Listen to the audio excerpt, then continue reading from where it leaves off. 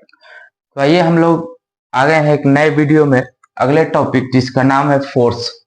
हम लोग आज फोर्स को एक्सप्लेन करेंगे, और फोर्स को एक्सप्लेन करने के बाद हम न्यूटन्स के तीनों लॉज को एक्सप्लेन करेंगे। तो पहले हम लोग फोर्स को एक्सप्लेन करें, क्योंकि न्यूटन्स के तीनों लॉ को पढ़ने के पहले हम लोगों को फोर्स पढ़ना जरूरी है, क्योंकि फोर्स पहले पढ़ेंगे तभी न्यूटन्स के तीनों लॉ को हम अच्छे से एक्सप्लेन कर पाएंगे। तो आइए पहले फोर्स होता क्या है पहले ये समझते हैं। तो देखिए, फोर्स क्या होता है। फोर्स किसी भी बॉडी पे एक्ट करता है। सपोज कीजिए, एक एग्जांपल से हम लोग समझते हैं। ये मास एम है, ये बॉडी है, मास एम है, ये रेस्ट में है, ठीक है।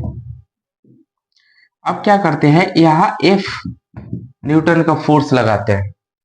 अब इस फोर्स को यहाँ पे लगाएंगे तो इस बॉडी पे क्या इफेक्ट पड़ेगा। तो देखिए, फोर्स एक ऐसा फिजिकल क्वांटिटी है जो किसी बॉडी पे लग के उसके स्टेट को चेंज कर देता है या चेंज करने की कोशिश करता है। सपोज कीजिए फोर्स इस पे लगा, तो ये बॉडी क्या आ जाएगी, अगर ये सफिशियंट फोर्स होगा तो इस बॉडी को मोशन में ला देगा, यानी कि बॉडी मूव कर जाएगी। अगर ये फोर्स सफिशियंट नहीं होगा तो ये बॉडी मूव नहीं करेगी, लेकिन ये कोशिश जरूर करेगा कि इसके स्टेट को चेंज किया जाए। स्टेट मतलब अगर ये रेस्ट में है तो ये इसका स्टेट क्या है, अभी रेस्ट में है, स्टेशनरी है। अगर ये मोशन में है तो इसका स्टेट क्या है, मोशन में है। तो फोर्स का काम वही है कि किसी बॉडी के स्टेट को चेंज कर देना या चेंज करने की कोशिश करना। सपोज कीजिए कोई आदमी दीवार पे धक्का लगा रहा है, दीवार पे धक्का लगा रहा है, तो क्या वो फोर्स लगा रहा है दीवार पे, दीवार मूव करेगा। उतना सफिशियंट फोर्स किसी आदमी के पास तो होता नहीं है जो दीवार पे लगा के दीवार को गिरा दे। लेकिन फोर्स लगा रहा है, तो फोर्स लगा रहा है यानी कि कोशिश कर रहा है उसको हटाने का, उसको गिराने का, लेकिन उसके पास सफिशियंट फोर्स नहीं है। लेकिन अगर किसी छोटा बॉडी को पे धक्का लगाए या किसी छोटी गाड़ी पे धक्का लगाए तो उसको मूव करवा सकता है, यानी कि उतना सफिशियंट फोर्स है उस आदमी के पास कि उस गाड़ी को मूव करवा सकता है। तो हम कह सकते हैं कि फोर्स एक ऐसा फिजिकल क्वांटिटी है। जब भी डिफिनीशन की बात है तो आप सिंपली 2 लाइन का डिफिनीशन है बोलिएगा कि फोर्स एक ऐसा फिजिकल क्वांटिटी है जो किसी बॉडी के स्टेट को उस पे लग के चेंज कर देता है या चेंज करने की कोशिश करता है।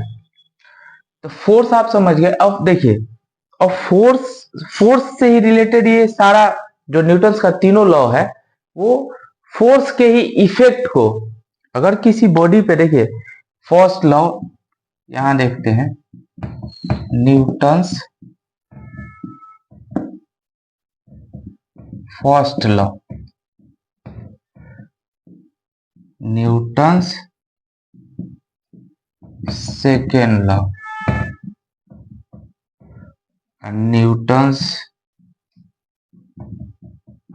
Third law. अब एक एक करके हम इस चीज को एक्सप्लेन करेंगे। देखिए, पहले आप ये समझिए कि न्यूटन्स ने तीनों लॉ जो दिया है वो यही दिया है कि किसी फोर्स का किसी बॉडी पे क्या इफेक्ट होगा। अगर कोई बॉडी पे कोई फोर्स लग रहा है तो क्या सिचुएशन एराइज होगा, उसी को ये तीनों लॉ एक्सप्लेन करता है, ठीक है। यानी कह सकते हैं कि फोर्स के इफेक्ट को ये तीनों लॉ एक्सप्लेन करता है कि आखिर किसी बॉडी पे फोर्स लगेगा तो क्या हो सकता है। ये तो सिंपली जानते हैं कि बॉडी मूव करेगा या मूव नहीं करेगा, कोशिश करेगा, लेकिन कैसे मूव करेगा, क्या करेगा, बॉडी का नेचर क्या होगा, ये तीनों लॉ हमको एक्सप्लेन करता है। तो यहाँ समझिए, न्यूटन जो फर्स्ट लॉ है वो एक स्टेटमेंट है, ठीक है। न्यूटन थर्ड लॉ भी एक स्टेटमेंट है, लेकिन न्यूटन सेकेंड लॉ के पास स्टेटमेंट के साथ साथ एक मैथमेटिकल एप्लीकेशन भी है, ठीक है।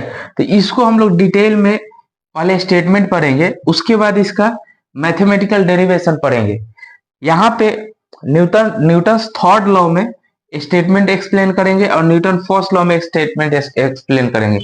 तो न्यूटन फर्स्ट लॉ क्या है, तो देखिए, न्यूटन फर्स्ट लॉ ये कहता है कि कोई बॉडी अगर जिस स्टेट में है प्रेजेंट में, उस प्रेजेंट स्टेट को मेंटेन करना चाहती है जब तक कि कोई एक्सटर्नल फोर्स उस पर लग ना जाए। यानी कि ये सिंपली ये कह रहा है न्यूटन साहब फर्स्ट लॉ में कि भाई जो बॉडी रेस्ट में है वो रेस्ट में रहना चाहेगी, जो बॉडी मोशन में है वो मोशन में रहना चाहेगी जब तक कोई एक्सटर्नल फोर्स उस पर न लग जाए। एक्सटर्नल फोर्स लगेगा तभी उसमें कोई ना कोई डिस्टरबेंस क्रिएट हो सकता है। मान लीजिए रेस्ट में है तो रेस्ट में ही रहेगी, अगर इसमें कोई फोर्स लग जाए तो ये मूव कर जाएगी, यानी कि प्रेजेंट स्टेट इसका क्या हो जाएगा, चेंज हो जाएगा। तो न्यूटन फर्स्ट लॉ यही एक्सप्लेन करता है, बॉडी जो भी है वो अपने प्रेजेंट स्टेट को मेंटेन करना चाहती है।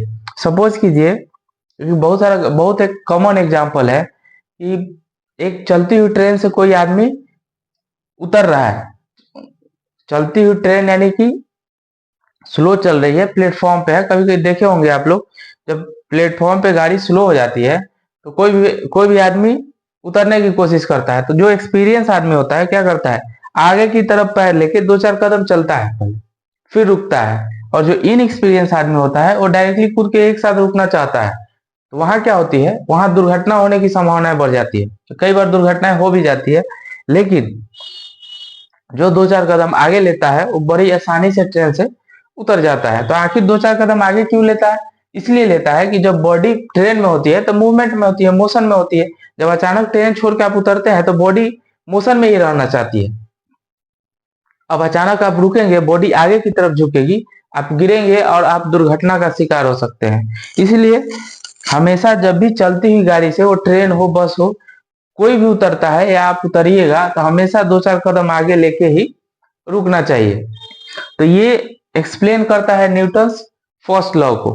अब न्यूटन सेकेंड लॉ हम मैथमेटिकल एप्लीकेशन सीखेंगे। न्यूटन थर्ड लॉ क्या कहता है कि देखिए, कोई भी बॉडी पे कोई भी फोर्स लगता है तो उसका एक इक्वल एंड अपोजिट रिएक्शन होता है।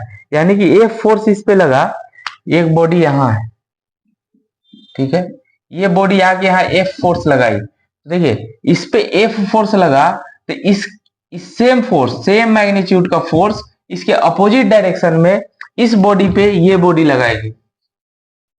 यानी कि किसी भी बॉडी पे अगर एफ फोर्स लगता है तो उसका इक्वल एंड अपोजिट रिएक्शन होता है। मैग्नीट्यूड सेम होगा लेकिन डायरेक्शन ठीक उसके अपोजिट होगा। यानी कि न्यूटन थर्ड लॉ एक्सप्लेन करता है कि कोई बॉडी पे फोर्स लगता है, उतना ही फोर्स वो बॉडी दूसरे बॉडी, जो बॉडी फोर्स लगा रही है उस पे लगाती है, सिर्फ डायरेक्शन चेंज हो जाता है, मैग्नीट्यूड फोर्स का सेम रहता है। तो हम लोग दोनों लॉ पढ़ लिए। न्यूटन फर्स्ट लॉ का हमको स्टेटमेंट क्या प्रूफ करता है, ये कहता है कि जो भी बॉडी अगर जिस स्टेट में है उस स्टेट को मेंटेन करना चाहती है जब तक कोई एक्सटर्नल फोर्स उस पे न लग जाए। न्यूटन थर्ड लॉ कहता है कि कोई भी बॉडी पे फोर्स लगता है तो इक्वल एंड अपोजिट रिएक्शन होता है। और न्यूटन सेकेंड लॉ अभी हम लोग एक्सप्लेन करते हैं।